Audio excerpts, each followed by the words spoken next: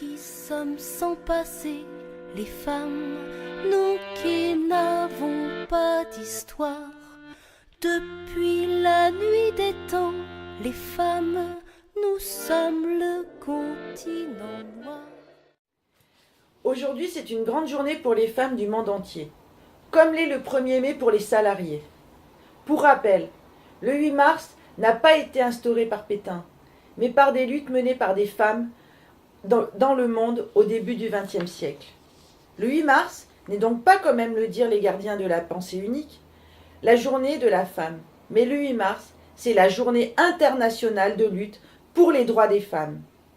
Les hommes sont aussi concernés par cette lutte pour plusieurs raisons. Deux exemples et pas des moindres. Le premier, si le salaire des femmes augmente de 27% afin de rattraper celui des hommes et de stopper cette discrimination intolérable, ce sera autant d'argent reversé dans nos salaires socialisés.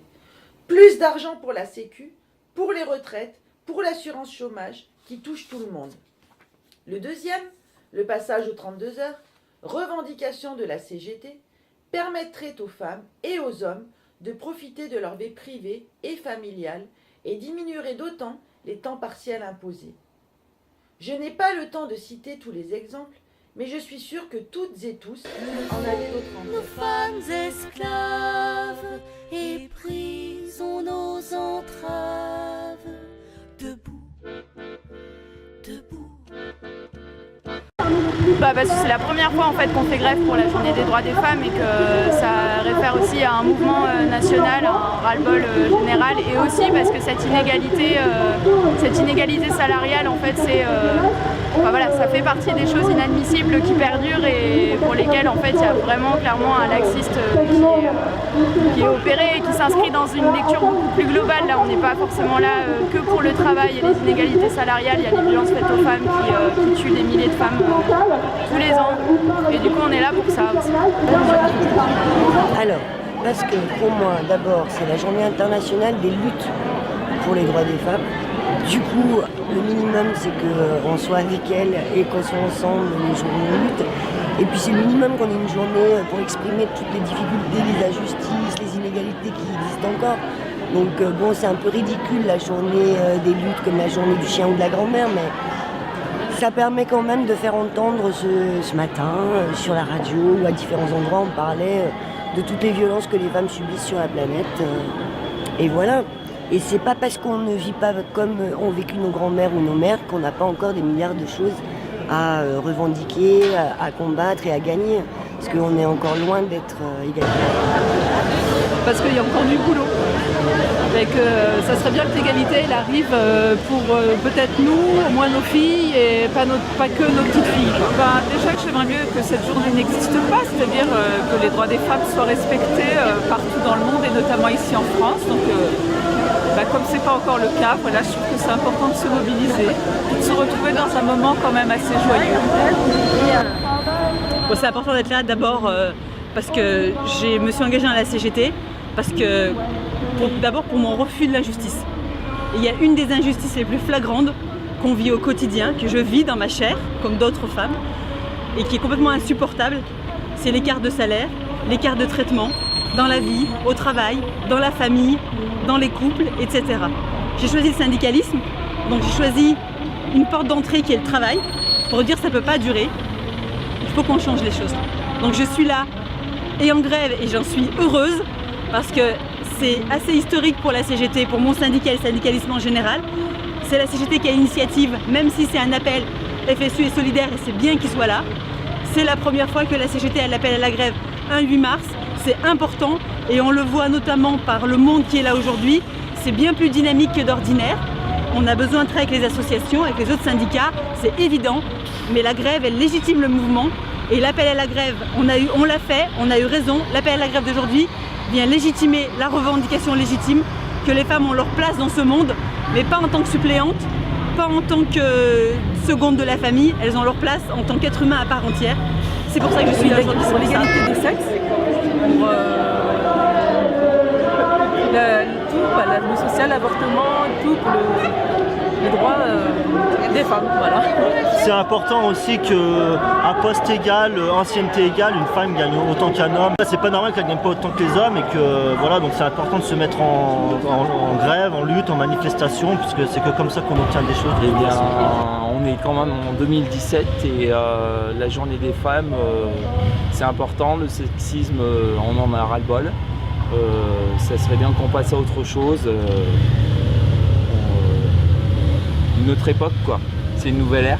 Les femmes ont toujours lutté pour leur liberté et leurs droits. Déjà au Moyen-Âge, avec Catherine de Pisan, je vous laisserai aller voir sur Wikipédia pour en savoir plus. À la Révolution française, Olympe de Gouges affirmait que la femme a le droit de monter sur l'échafaud, elle doit avoir également celui de monter à la tribune. Les révolutionnaires ont préféré lui couper la tête plutôt que de la laisser monter à la tribune pour défendre sa déclaration des droits de la femme et de la citoyenne. Plus de 200 ans plus tard, c'est 27% de femmes députées. Tiens, ce chiffre me dit quelque chose. Cette non-parité n'est pas due au fait que les femmes ne veulent pas prendre des responsabilités, mais au fait que les hommes ne veulent pas laisser la place. Et oui, messieurs, il faudra laisser votre place dans les syndicats, dans les partis politiques, dans toutes les structures, pour que la parité puisse un jour voir le jour. Mesdames, messieurs, la parité n'est pas un cadeau fait aux femmes, ni de la galanterie, mais un droit qui nous a été confisqué durant tous ces siècles de patriarcat. Asservies, humiliées, les femmes achetées, vendues, violées. Olympe de Gouges, mais en fait c'est de la triche parce que je suis prof d'histoire. Alors une autre parce qu'on l'a déjà dit celle-là. Ah on l'a déjà dit. Pauline Roland par exemple, Hubertine Auclair qui a inventé le mot féministe paraît-il. Clara Zetkin en Allemagne qui est à l'origine de la journée du 8 mars. Je crois qu'il y en a beaucoup, mais une, je sais pas, ça c'est Marie Curie par exemple, parce que moi je suis un scientifique donc je suis assez sensible à ça, mais bon il peut y avoir... Marie Curie c'est une grande scientifique qui a été à l'origine de la découverte des radiations du radon, de l'uranium, donc voilà, c'est quelqu'un c'est une immigrée, donc ça faut le souligner aussi, une immigrée qui est venue s'installer à Paris pour faire ses recherches scientifiques et qui a découvert donc la radiation naturelle. Louise Michel, Et qui était Louise Michel? une communarde, une féministe communarde de la commune de Paris en 1871. D'accord. Et vous pouvez me... Voilà, et une autre? Simone Veil. Et qui était Simone Veil? C'est la personne qui a voté la loi pour l'avortement? Non, l'autre Simone Veil, la féministe communiste dans les années 30, 40. Olympe de Gouges, c'était cette femme qui a écrit, qui a demandé la rédaction des droits, de la déclaration des droits de la femme et de la citoyenne, et qui est passée à la guillotine. Elle a été guillotinée, c'est ça, Olympe de Gouges? C'est ça, parce qu'elle a un peu trop parlé fort et qu'on n'aime pas trop que les femmes parlent fort, encore aujourd'hui. Et Frida Kahlo, c'était une artiste de la nouvelle vague des années 20 au Mexique, qui était une femme libre en fait, et juste et puis qui a aussi beaucoup peint et qui vivait son identité, sa sexualité, son art comme un art de vivre, et c'est vraiment une référence magnifique. Voilà. Je peux vous en citer plein, mais je vous cite laquelle, ma préférée? Oui. Une de mes préférées, ce sera Rosa Luxembourg. Et vous pouvez nous dire en 2 mots qui est cette personne? Alors Rosa Luxembourg, c'est une femme qui est née à la fin du 19e et qui a été assassinée en 1910. Elle fait partie de toute la mouvance allemande spartakiste révolutionnaire. C'est une femme qui a beaucoup manifesté, qui a beaucoup revendiqué pour les droits des femmes, et c'est grâce à elle qu'on a le 8 mars depuis 1910, la journée internationale. Eh bien, je dirais Marie Curie.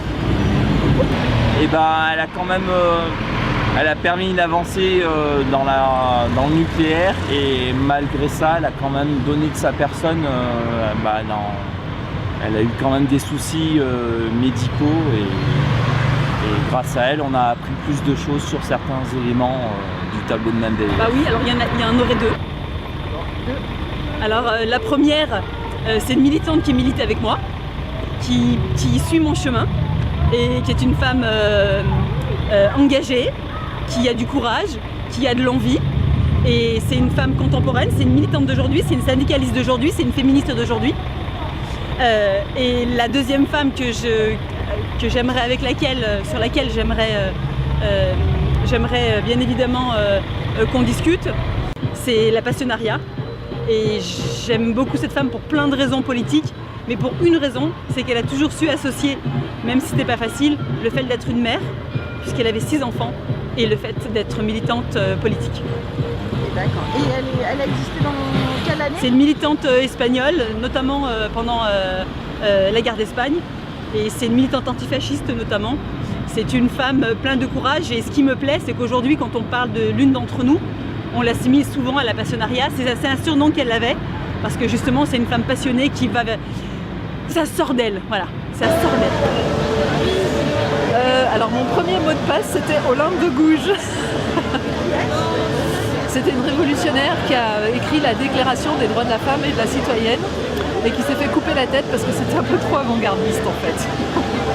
Au XXIe siècle, il serait temps de rendre la place qui revient de droit à la moitié de l'humanité.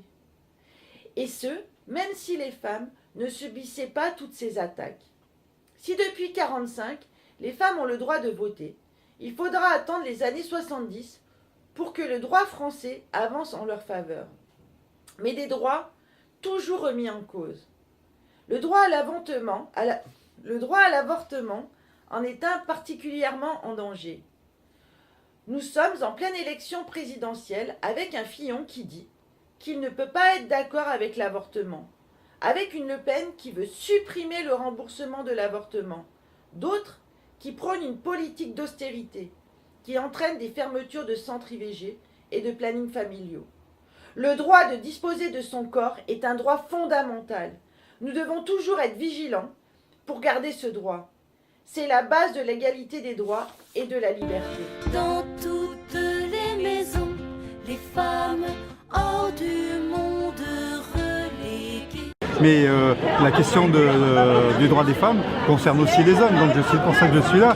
Et que, parce que je crois que c'est d'abord par solidarité, mais aussi parce que pour le bien de la société, on ne peut pas penser que 50% de la population soit soumise ou alors manque de droits et que l'autre partie puisse vivre sans réaliser qu'à côté il y a un problème. Donc c'est pas possible. On est obligé de considérer que l'ensemble de la population doit avoir les mêmes droits. Moi je pense, de toute façon, dès qu'il y a une oppression quelque part, tout le monde doit subir les conséquences. Après, je ne vais pas forcément plaindre les hommes parce que beaucoup sont aussi complices du système patriarcal, parce qu'ils en retirent certains avantages. Donc au mieux ils ne disent rien, au pire ils participent, quoi. Mais, voilà. Alors une première raison, c'est que les femmes elles lissent les salaires vers le bas. Et que si les femmes elles sont mal payées, ça met aussi la pression sur les salaires des hommes. Si une femme gagne autant qu'un homme, forcément ça ramène des cotisations supplémentaires puisque le salaire est augmenté, donc ça ramène des cotisations supplémentaires pour la retraite, pour la sécu, pour les allocations familiales et tout ça. Ouais. Donc oui, tout le monde bénéficiera de l'égalité salariale, de l'égalité professionnelle. Maintenant, j'aimerais vous poser une question. Savez-vous quelle est la première cause de mortalité des femmes en Europe? Les violences conjugales, avant le cancer et les accidents de la route. En France, nous ne sommes pas à l'écart, car une femme meurt tous les 2 jours et demi sous les coups de son conjoint. C'est sans compter les femmes battues, qui ne sont pas encore mortes, les femmes tuées par les agressions de rue. Les entreprises non plus ne sont pas à l'écart de la société, car 5% des viols, soit 10 par jour, se produisent sur les lieux de travail. La liste est trop longue pour énumérer toutes les violences subies par les femmes. Je ne parlerai pas du harcèlement sexuel, ni des agressions sexuelles, qui sont pourtant punies par la loi, mais qui, dans les faits, les plaintes sont trop souvent classées sans suite. Pour en finir avec toutes ces injustices indignes de toute civilisation, la CGT revendique de réelles sanctions pour les employeurs qui discriminent les femmes, rattraper immédiatement les écarts de salaire et de pension de retraite, revaloriser les métiers dits féminins, réduire le temps de travail à 32 heures, stopper par des actions fermes toute violence sexiste. Nous femmes esclaves et brisons nos entraves. La question du syndicalisme, elle touche tout, pas seulement le droit des femmes, mais elle touche l'ensemble des droits des salariés. Donc déjà, il y a une chose qui doit être combattue, c'est la discrimination professionnelle déjà, et des rémunérations. Donc on sait qu'à peu près un quart, les femmes touchent à peu près 25% en moyenne de moins que les hommes, et qu'on est un des derniers pays industrialisés, même je crois que c'est dans le classement de plus de 140 pays, je crois qu'on est classé dans les derniers. Donc un pays, la 5e puissance mondiale, qui néglige autant 50% de sa population, c'est quand même assez scandaleux. Donc il faut faire quelque chose. Et en plus, il y a les moyens de le faire. On n'est pas dans un pays extrêmement désindustrialisé ou qui manque de ressources. Non, là, les ressources sont présentes. Vous attendez quoi Qu'ils continuent à les défendre et qu'ils luttent contre le sexisme en son sein.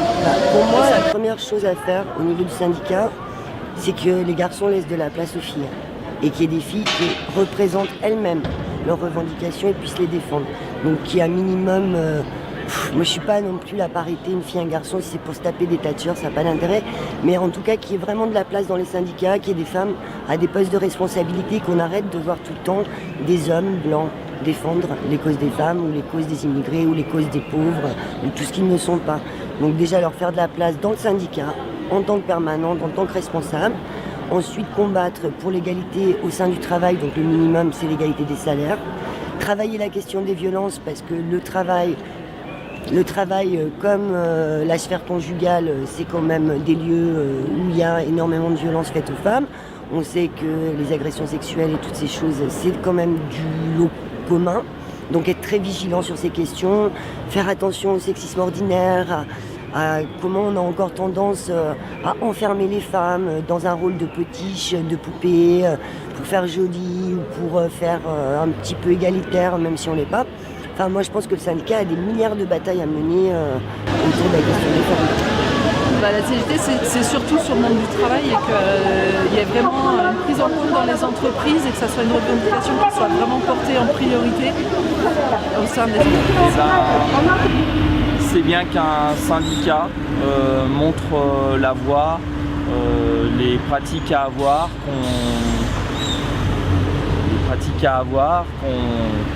qu'on passe à autre chose, qu'on proclame haut et fort que les femmes ont droit à autant de choses que les hommes et que l'égalité soit là une fois pour toutes. Et c'est important qu'un syndicat le fasse et ce serait bien que tous les autres syndicats le fassent. La CGT a parcouru beaucoup de chemin sur la question du droit des femmes. Historiquement, on a beaucoup été concentré sur le combat de classe. Et le combat de classe parfois délaisse le combat de sexe. Je suis très fière de mon organisation syndicale et je suis très fière d'être à la CGT, notamment parce que les femmes ont eu le droit de voter dans l'entreprise avant le fait de pouvoir voter dans la société civile. Et ça, on le doit beaucoup au mouvement ouvrier, notamment bien évidemment à la CGT. La CGT, elle a besoin de progresser sur deux grandes revendications, deux grands axes revendicatifs. Le premier, c'est celui de laisser la parole aux femmes, de donner la parole aux femmes, de les écouter et de considérer qu'une autre façon de militer, c'est pas forcément une mauvaise façon de militer. Donc ça veut dire beaucoup de confiance. Moi je suis en responsabilité parce qu'on m'a fait confiance. Donc il y a la question de la confiance, il faut faire confiance aux femmes plus que ce qu'on fait aujourd'hui. C'est bien mais ça suffit pas, il faut aller encore plus loin. Et le deuxième point relativement important, c'est la question de toutes les femmes, quelle que soit leur qualification, et de traiter de tous les secteurs, y compris les plus méprisés par nos adversaires dans le travail, qui sont les métiers où elles sont le moins bien payées et où elles sont le plus en danger, physiquement, moralement et socialement. Par exemple, d'exiger au moment moment d'un entretien d'embauche qu'une femme sache qu'elle a le droit d'exiger auprès de son employeur une charte ou un règlement qui légifère, ou en tout cas qui s'engage sur la prévention du harcèlement. On souhaite que les syndicats luttent pour que cette charte contre le harcèlement soit appliquée dans toutes les entreprises, dans toutes les structures, pour que les patrons, les hommes de pouvoir, etc., ou même les salariés lambda, c'est un peu maladroit, mais bref, sache que voilà, il y a ça qui existe, et former les gens aussi dans les entreprises pour que le sexisme et le harcèlement et les agressions ne soient pas monnaie courante. Super. Seules dans notre malheur, les femmes, l'une de l'autre. Un t-shirt là, je vois, il a l'air très joli d'ailleurs. Et ben, c'est le logo féministe. De nos sœurs séparées, le monde femmes esclaves. Ah, je veux. Brisons nos entraves, debout, debout.